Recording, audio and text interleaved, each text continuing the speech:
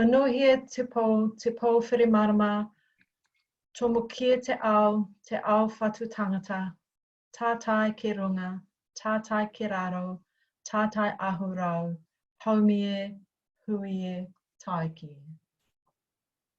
So welcome to Mandy Henk and Sarah Powell from the LIANZA Standing Committee for Copyright, and Mandy's also from Toha Toha, and they have been very kind to come back again for another whirl around copyright and the virtual story times. So I am going to hand over to them and take care of the waiting room.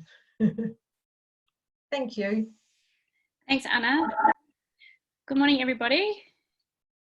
Can you hear me? Yes. Okay. Thanks for coming along today. This is probably just more of an informal chat that we're happy to help answer any questions, but we thought we'd just quickly go over why copyright is such a big kind of issue for virtual story times in particular. So Mandy's going to run through that really quickly, and then we're going to go over the guideline again. There's a checklist, and we can answer any questions about that as well. And then after that, the floor is open to any questions that you might have. If we can't answer particular questions today, we will make sure that we get back to you. So hopefully we'll be able to answer everything, but sometimes we have to go away and do a little bit more research or ask people that might be able to give us permission to do things. So Mandy, are you able to start with this? Absolutely. Hi everyone, kia ora. I hope everyone had as restful an Easter break as possible. What I'm going to do here is just a very quick high-level overview of why we need an agreement and sort of the way in which copyright law really did not foresee this situation. For those of you who don't have much background in copyright law, the Copyright Act here dates to 1994, which is part of the reason why it didn't foresee things like virtual story times or even virtual classrooms. What you're doing when you read a story within your library is kind of technically a public performance. Doing a public performance of a literary work within a library setting is something that's sort of just always been permitted. There's actually nothing really in the Act that expressly permits it, but it's the sort of thing that people have been doing for ages, and so it's not something that presents a risk to your library. Unfortunately, once you start doing it online, what you're doing is not just a public performance of a literary work, you're actually doing a communication work of a literary work. So when you do an online reading, you're communicating it out over the internet, and unfortunately the Copyright Act really doesn't permit that. It expressly does not permit that. So the sections of the Act, if you want to go look that up, that this sort of intersects with are 32, 33, 34, and 70. And if we have anyone here from a school who might have wandered in, you guys are actually looking at section 47 of the Act, which is what allows you to read to your children in a classroom. And again, it did not foresee a virtual classroom. So school librarians also need to think about this, even though they're actually looking at a different part of the Act. So in order to read a whole literary work, so a whole book, virtually on a live stream, you have to have that permission. One of the questions that I've been getting a fair bit in my role at Toha Toha is, but the author said I could do it. And unfortunately, authors who have published with traditional publishers have almost always signed away those rights. So those permissions actually have to come from the publishers, which is what this agreement that we've worked out with the Coalition for Books, what they've offered us, gives you. So Sarah, do you want to go into the guidelines? Sure. So the guidelines have been kind of negotiated with the Coalition for Books, which is made up of Copyright Licensing New Zealand, the Publishers Association New Zealand, and the Society of Authors New Zealand, I believe. So they've got a website, I'll show you soon, but they've got a website, they've got a web page on the Coalition for Books website that has the guidelines on there. It also has a list of publishers, which every time I check back, they've got new publishers that are being added to that list. So they are working quite hard to get new publishers added. So once you check the list of publishers and perhaps there's a particular book that you want to read, that book, the publishing house from that book is on the list, you can read it, that's fine. So the guidelines say that you must, well, this is kind of the checklist for librarians. So choose a technology that suits your audience. So the guidelines do say that if you say, for example, you're a teacher and children are able to kind of jump into a closed learning management system with a password, you don't need to report it, which is step number 7.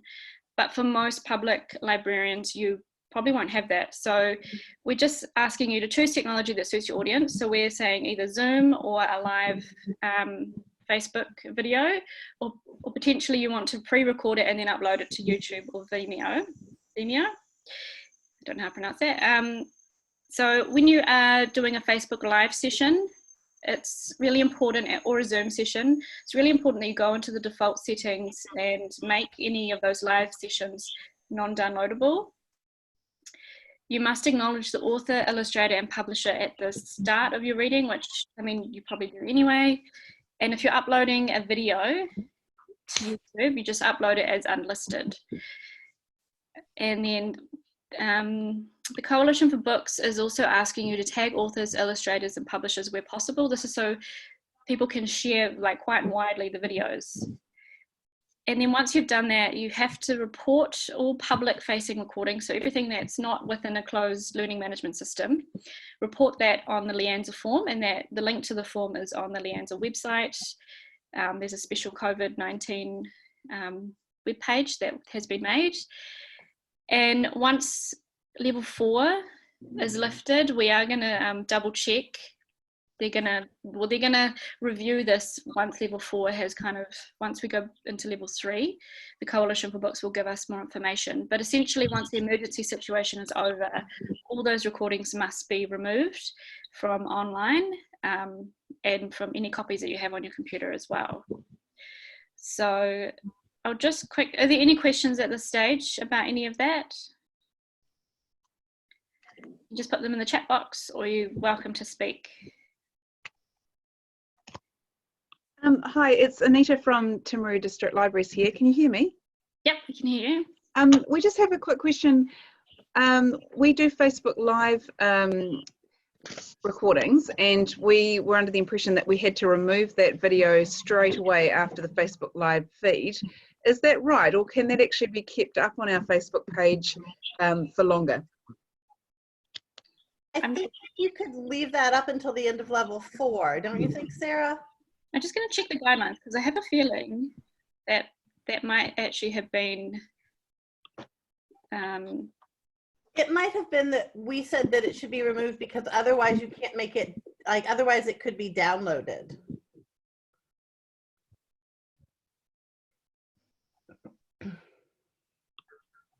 This is Jade here from Timaru. Hi Anita, good to hear your voice.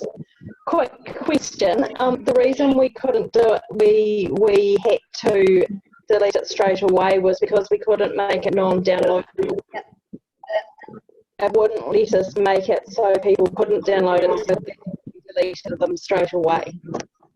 Yeah, so that's the reason that the Facebook Live ones, it has to do with the way that the platform will allow users to download after you do a Facebook Live. So if you delete it right away, it won't be downloadable. YouTube is different because when you do something on YouTube, YouTube doesn't allow people to download it anyway. So that's why Facebook Live stuff has to be deleted right away, because otherwise people could download it, and Coalition for the Books, or for Books, did not want that to be possible. Thank you. All right, so I see some questions coming along the side. I'm just sort of gonna work my way through them. Does that sound good, Sarah? I'm gonna start here with the one from Paula. Hi, Paula. Yeah, so at level 3, you are unlikely to be allowed to open, and we certainly very much hope that they will continue to have these guidelines enforced until libraries and schools are both open again. We had this conversation with them it was really fairly early on into the process, and they weren't yet ready to extend to level 3. I would be surprised if they don't extend it through when libraries are able to open again, but we'll have to see. You want to take the one from Kay? Sure. So double checking, using Zoom, doing a story time and advertising for anyone to join in. We only need to quote author, illustrator, and publisher. Yeah, that's what they've asked us to do. So, and the book's title as well, obviously. So, yeah. You're probably going to do that anyway, I bet. Yeah. All right, so from Merle, I found this info for Facebook. If you see a globe icon somewhere below the name of the person or page, you can download it without any problems. If you see a lock or a 2-person silhouette instead of a globe, you cannot download the video. Oh, okay. To be honest, I'm not entirely up on all of the sort of details of how to make those work, but if that works and then you can't download it, it should be fine. That's the most important thing, is that people can't download it. So in theory, yes, assuming that is how the unpublic feature works, then that would be fine. Mm-hmm. So I hope you can still see my screen, but I'm just going to show you the list of publishers that are on the page. And one thing I did want to comment on here is we've gotten a lot of questions about specific imprints. I would not worry about specific imprints. If you see the publishing house here, I would assume that all of their imprints are covered.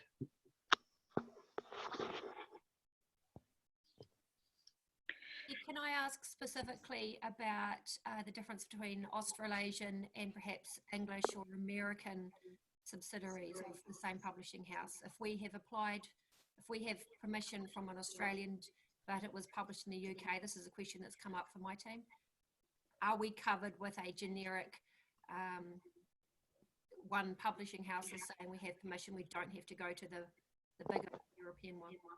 So copyright is always about risk management. And what I think I would feel confident saying here is that if you see the publishing house here, I would assume that that applies to their imprints, unless someone has specifically said that it does not. I would assume if you see a publishing house here, you can trust that the Coalition for the Books has addressed it for all of their imprints. Right, that was my assumption. I just wanted to check with them. Yeah, I think we're going to continue assuming that until we have reason not to assume it. Right. Does that answer your question? Yeah, no, that's excellent. Thank you. Perfect. What else have you got for us? Anyone? I have a question. This is Diego from H.P. Williams Memorial Library in Gisborne. I've been asking this question a few times. Sorry if it sounds like a repeat, but particularly with ebooks, because I don't have access to many physical books when I got a few out of the library, but ebooks seems to be the ones that I've got access through our consortium. They're mostly Random House. The ones I found Random House are the New York. So this is fits in with what you just mentioned. So it's Random House, New York. Is that something that will be covered by this copyright agreement? So what I would say is the same thing I just said, which is if you see the publishing house listed here, I think that you can be confident that if they intended to exclude some of their imprints, they would have come forward and said that they were excluding some of their imprints. Okay, thank you. And I see someone here asks us that they have some old Harry McClary books that were published by Allison Rindole, and now they're owned by now they're published by Penguin. Yeah, I think it's fine to read the old versions, and I think I would probably credit both, to be honest. These things get really complicated when you have things like Harry McClary that move from publisher to publisher, and of course you're stuck with what you've got in your hands. I would not overthink this. Penguin currently owns that. I'd go with it. We just had a comment from Dee. I checked with the Coalition for Books last week about books published in the UK. So yeah, as long as the same publisher is on the list in New Zealand, then it's okay. And I actually went and checked the Penguin randomhouse.com website, and they have a global open kind of license and information for librarians on what they can do. but we just ask that you follow these guidelines here, and if you're going to use it, then report on it. The information that you do report on gets shared with the Coalition for Books. So if there's anything on there that you've kind of read and is maybe not covered under the agreement, then they will come back and tell you. It's not that you're going to be in trouble. I have a very unlikely event, they will be able to go and get permission for you, but it's very low risk. As long as it's on the list of authors here, which we are hoping will grow, then it's definitely should be fine. So yeah, I would say as long as you're making a really good faith effort to do what the guidelines say and to follow the list that you can see here, you have done your best, and you probably shouldn't worry anymore about it. yeah, exactly.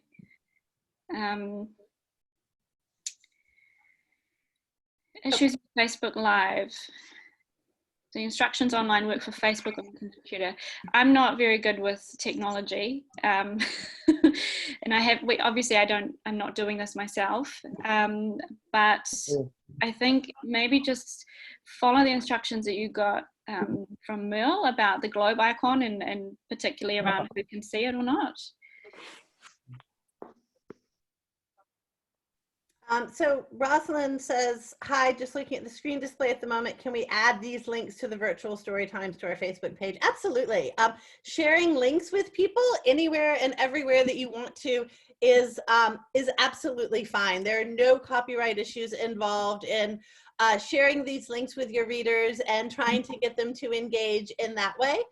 It's probably something really useful and beneficial that you could be doing, especially as parents are really busy right now, and I'm sure would love to be able to have a good place to go for content to keep their little ones busy. Yeah, so there's actually a lot of material online here, and yeah, I think it's a really good resource. And I think LIANZA is also going to keep a list of the videos that are being uploaded to YouTube from public libraries as well, so you can share each other's links too. Are there any other questions about this? Yes, risks and issues with songs. Yes, so this does not cover songs. To the best of my knowledge, recorded music has not come out with any kind of statement. I would stick to books. If you want to sing or play instruments, I would stick to sort of traditional public domain type songs. I think you're good with doing all of the Mother Goose and all of the sort of nursery rhymes that you would like to. This is not the time to start, like, you know, Taylor Swifting it. I would not do that. But sort of the traditional things, Itsy Bitsy Spider, those sorts of things that you might do in a story time with preschoolers are generally in the public domain and should be okay. But I wouldn't touch anything that's recorded. I'd bust out my own recorder and do my best. Or a guitar, if you've got a guitar. Hey, just about that, we have had some people who wanted to play cover songs, but I thought that that was still a representation of the work. Is that right? Correct. So that would be a public performance, and I would not do that, unfortunately. Yeah, that's what I told them. They weren't, you know, they were a bit sad about that. Yeah, it is sad. I think in a lot of ways, this is a really good sign that the Copyright Act was badly in need of review. And I'm hopeful that as that review process moves forward, libraries who maybe didn't have the time to engage before will now find the time to engage, and the school sector will find the time to engage. There's still time to make an impact on what the Act looks like, and I'm hopeful that this will help motivate us to do that. Okay, so let's see here. So yeah, issues with songs don't mostly. When we share links to authors, do we also need to take them down? No, so links don't need to come down when we get to level 4. You can leave those links up for as long as you would like to. The next question is about the Marrakesh Treaty. We definitely are still planning a webinar about the Marrakesh Treaty. At the moment, we are putting together some guidelines for public librarians on what to do. These are being kind of worked out, and then we're also going to make sure that we talk to our friends over at LIANZA and also all the publishers and authors as well, just to make sure that they're okay with our guidelines. So we've still got a little bit more work to do around that, and we're hoping that we can get this done within the next couple of months, but it's definitely still on the radar. There's lots of work behind the scenes going on with that, so we haven't forgotten. So Dee asked what we need to remove all videos from YouTube after a certain level is reached. Yes, you will. The exception to that would be, though, if you are reading stuff that is in the public domain. So Beatrix Potterworks would be an example of that. If you're reading those sorts of very old works, those can generally stay up. So just wondering about the longevity of a LIANZA Public Libraries video listing. Yep, the longevity is going to be fairly limited. We don't have much of a list anyway, because people haven't really sent anything in. So it was more just a place to share libraries that are doing the virtual story times. And so there's up on the LIANZA website, that virtual story times page, there's a link there for you just put in what what libraries are actually running virtual story times, and a link to your Facebook page or wherever, your website or whatever. But not many people have actually entered that information there yet anyway. But I don't think we would have to take that down, because that's just, it's not a link actually to the video, it's just a link to where you're sharing the videos. But it would be great if people who are currently doing story times could enter their information there, because that gives all of you a chance to go and look at what everybody else is doing and get some ideas. That was the purpose of that. So I just wanted to very quickly explain public domain, since I've used the term a couple of times. Public domain applies to stuff that is not covered under copyright law, and things can be in the public domain for a variety of reasons. The most important reason for our context, though, is because it has aged out. So copyright lasts for 50 years from the time it is created, and then you have 50 years after the author has passed away. So if your author has been dead for long enough, you can go ahead and read that. Many children's nursery rhymes and those sorts of things are in fact going to be covered not going to be covered. They're going to be in the public domain. That might have been a little bit. No, does anyone have any questions about the public domain? We did have a question. If I have something in the public domain right by me, actually. I don't think I do. I should grab one next time. Yeah, this presentation recording will be made available afterwards, and I'm happy to share that the slides should, the slides that I've created are from the last webinar, so the full webinar slides are already on the LIANZA website. And we would probably get this recording up early next week, probably not this week, because I'm a bit short on staff this week. So Rosalind asked, can you clarify that all items are own readings of a story, and sharing the free story links need to be added to the LIANZA list? So readings that you do on your own, those should be added to the LIANZA list, assuming that you're sort of working with works covered under these guidelines. Links, you don't need to worry about sharing. If you're sharing links, you can share them. You don't need to report those back. And then Fiona has a question about fair use and fair dealing. Do you want to do that, Sarah, or do you want me to? You know both quite well. So the way that it works here in New Zealand is that we do not have fair use. Fair use is broader than fair dealing. We do have fair dealing here in New Zealand. The context that we're operating in, though, where we're doing a public performance of a work, isn't something that's covered under fair dealing. But you will see US librarians doing readings on YouTube, sharing them widely, because they are operating under a US fair use analysis that gives them the ability to do that. And unfortunately, it's just not something we have here.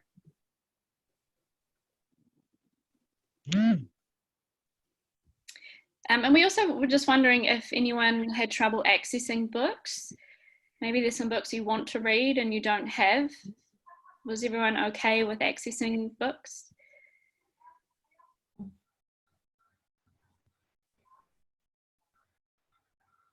Take that as a yes, you're fine. Were there any other questions? So Paula, so it'd be good to know what happens if you don't have a book. We can if there's a particular book that you want, we can actually ask Paula Browning at CLNZ, and she'll be able to hopefully get you a digital copy of that book. But we do have to ask on a case-by-case basis for that. And we can't promise it will be free. Yes. So we did start a little spreadsheet for people to kind of share the kind of collections that they have at home in their own bubble. And what we thought might work, I don't know if anyone's done it, but if you have a book that someone else wants, you could request someone else to read that, record themselves reading out the book if they're okay with that, and then sending the video, uploading the video somewhere so that you can share it. That was kind of the only way that we thought, apart from getting a digital copy, that might be just another way around it.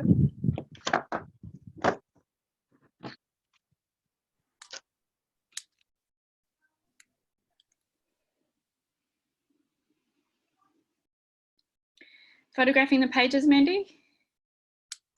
So photographing the pages and emailing them to someone, yeah. So if you were doing that in a fair dealing context where it was for personal research or study, that would be okay. Doing it in this context where I don't think I can stretch fair dealing to apply there, probably you shouldn't. I can't think of an exception under the Act necessarily that would apply here. I'm trying to think through the library exceptions. Yeah, no, maybe don't do that one. I wouldn't recommend photographing a whole book. That's kind of covered. So the guidelines cover the reading aloud of a book, the communication of that work, not the copying through a photograph.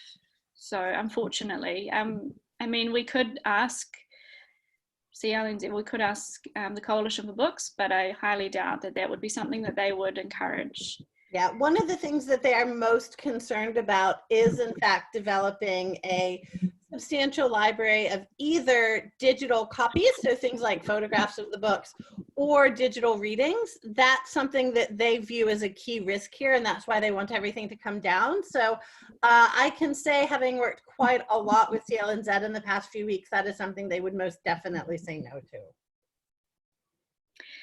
to. Sharing videos on Facebook, if there's a share link, if it's like a post on Facebook, yep, go ahead and share it, that's fine, that's embedded in Facebook. Okay, so Fiona says with Gecko Books we've done in the past, they've allowed us to use copies of book pages, but it was for specific books. Yeah, I mean, I can think of cases where publishers would be happy for you to use copies of specific book pages for things, marketing, in library displays, those sorts of things. We certainly haven't negotiated anything that would permit that in this context at this time. So for photograph, yes, you are, Merle, you are allowed to show the book pages when you're reading them. You don't have to just read them. It's okay to sort of hold the book in front of you and do it like you would a normal story hour. That's absolutely fine.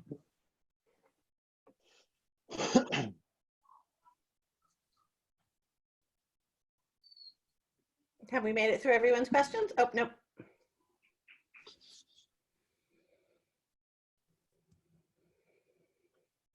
Yeah, Paula, I think sharing feedback that you've gotten would be really good, and doing whatever you can to make the publishers and the authors know how much we appreciate this, know how much we really do appreciate their coming to the table and working with us on this so that we can continue to serve our readers during this time with the material that they've created. This is a really tough time for the arts sector. This is a really tough time for authors. And the more gratitude and acknowledgement they can get, the better. Mandy, I have a question about tagging. What I was thinking to do is to post a video of myself reading a book, and then that's through YouTube, and then rather than live performance. And then underneath in the description, I was going to put a link to the publisher's page of that particular book. Is that what you talk about when you talk about tagging? Is that the kind of thing you'll be looking for? I think that makes sense for YouTube. Tagging is different on Twitter. It's where you do the sort of @ sign and then you put someone's username, and then it's different again on Facebook. And I'm pretty sure it's different on Instagram, but I don't know anything about Instagram. So whatever is appropriate to the platform. And in YouTube, I do think a link is the most appropriate way to do that. And I was also thinking of putting a link to the LIANZA page that basically acknowledges this copyright agreement. So whoever is watching there can actually see that it's done according to this agreement, and there's a link to it. I can explore it a bit more if they want to. Is that? Yep, it's a great idea. Cool, thank you. So question from Lana, can we share ideas on what we actually can do? So do you mean like reading what you can read, or?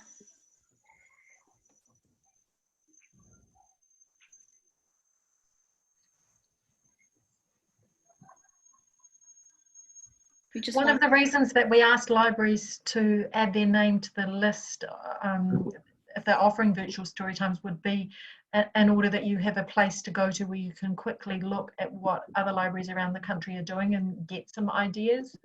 And we also had the webinar last week, or the meeting last week, to sort of share ideas. We can do more if people are interested, but I would imagine a lot of you are well into it now. So if you could put up your library, then other people can find easily what you're doing and get some ideas for themselves.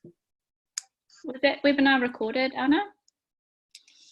No, that webinar was not recorded. Okay. No, it was just a discussion. So and a lot of the questions were copyright, which is why we followed up with this one. Yeah. So Jade asked, YouTube videos need to come down after this is over. Yes, that is right. And this is over right now, means once we step down from level 4, I am hopeful that they're going to allow that to continue until libraries are actually able to reopen. But that has not yet happened. But things change so quickly these days, don't they? There's not yet a meeting scheduled to discuss alert level 3. I don't know when that's likely to happen. It will probably happen in a very sort of ad hoc. As soon as we know when level 3 is going to happen, at that point we can start working more closely with Paula. I'm working with Paula on a number of other things. So I'm in email contact with her almost daily at this point.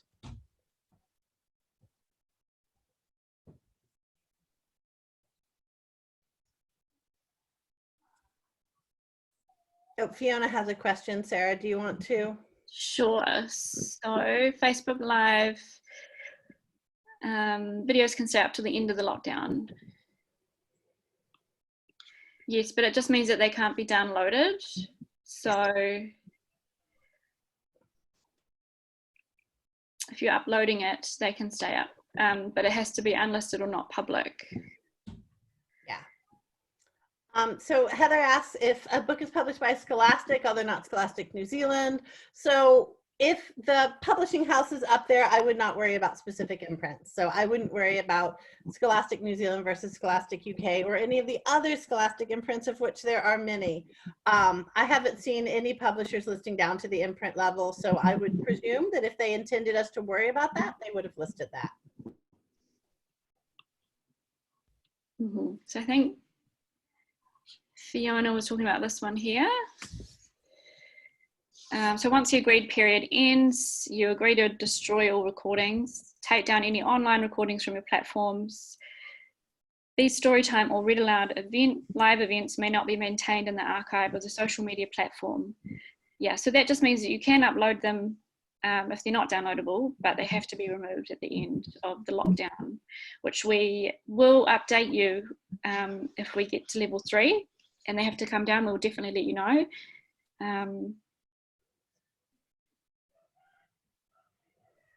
Yeah, so there's just some information there. So they automatically archive live events by default. So when your event has concluded, please locate the recorded live video in your account and delete it.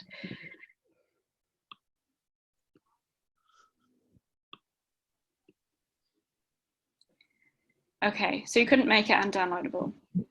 I'm not 100% sure how to make that I tried when we were doing the first webinar and trying to put that together. I played around a bit with Facebook Live and I couldn't come up with any way. So I think if you know that you want to keep that recording, maybe Zoom might be better because it's something you can have a recording yourself, and then you can choose how you share that after you've done the live version of it. So that Zoom might be a better option than Facebook.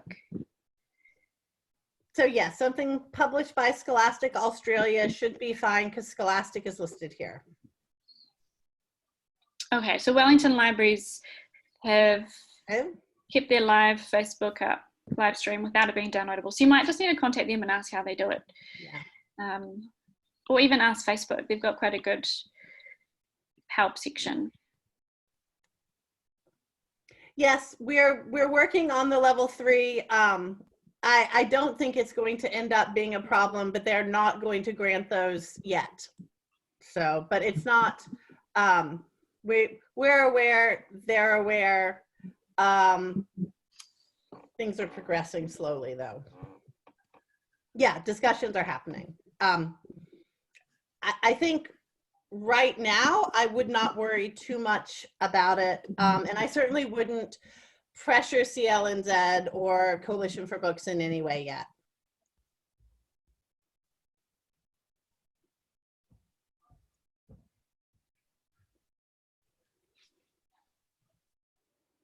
Any other questions?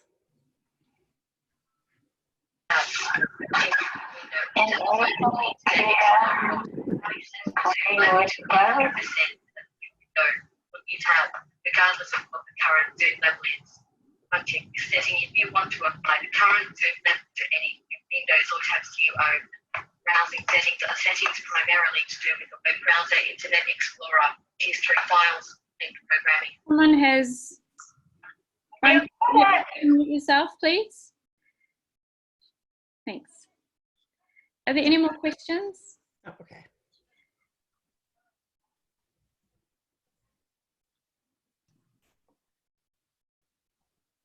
There's some information someone's just put. So to prevent people from downloading your pages, videos to Facebook, click settings at the top of the page. From general, click content distribution, click to check the box next to prohibit downloading to Facebook, and click to save changes. Thanks, Merle. We can put this information up on the LIANZA page, maybe with some screenshots, and also check to see if it works on a phone as well. Okay. Good, I'm glad it worked, Jade. Yeah, any tips and tricks, send them through and we can put them up on that page to share them. I think, are we finished? Does anybody have any last thoughts or questions they'd like to ask before we finish?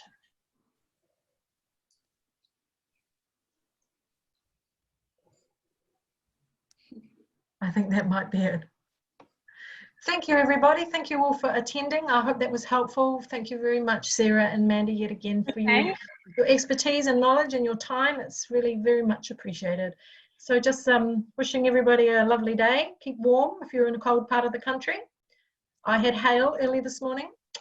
And hope your week goes well. And if you do have any more questions, feel free to email us at lianzacopyright@gmail.com and we'll be more than happy to answer anything you might have. Thank you so much. Thank you. Bye-bye, everyone. Bye.